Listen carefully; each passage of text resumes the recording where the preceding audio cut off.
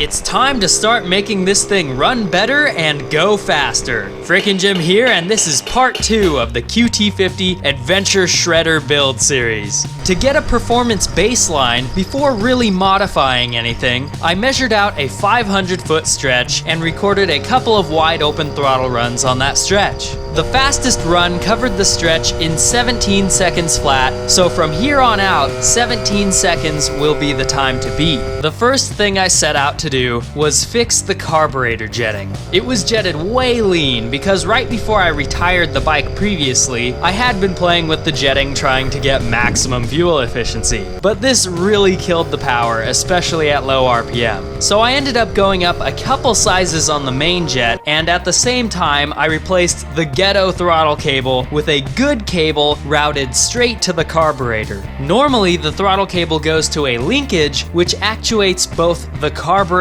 and the oil pump, but since I've disabled the oil pump anyway, it was best to just get rid of all that clutter. With the main jet fattened up, the bike immediately ran way stronger, especially when accelerating from a stop. A quick test back at the 500-foot stretch resulted in a run of 16.1 seconds, already significantly quicker.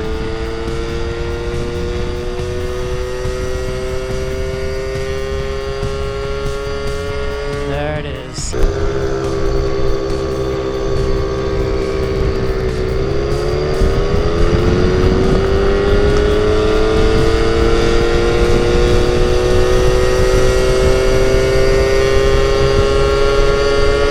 There it is.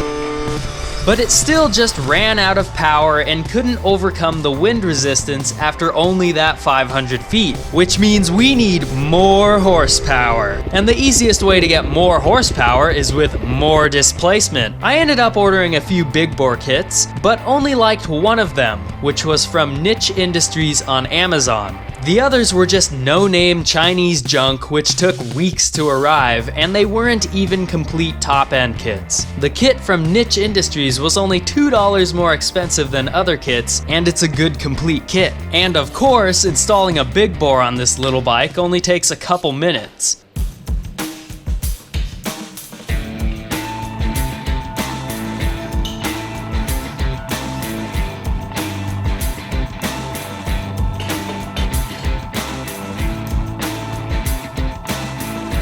Having a look at the old piston, it had clearly seen better days, which was no surprise since I had seized it multiple times and always just kicked it through to get it running again. It had marks of a typical four corners seizure from overheating and a totally galled exhaust side, definitely from lean jetting contributing to rapid overheating.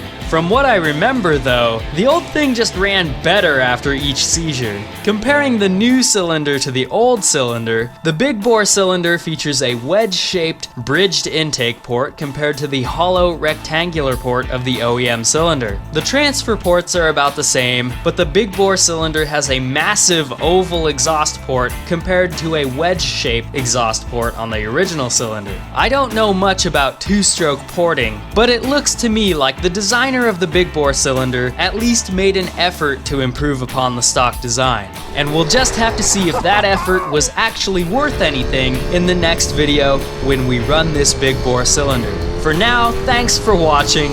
I seriously appreciate it because I'm sure you didn't subscribe to this moto channel to watch ridiculous little scooter builds. So really, thank you.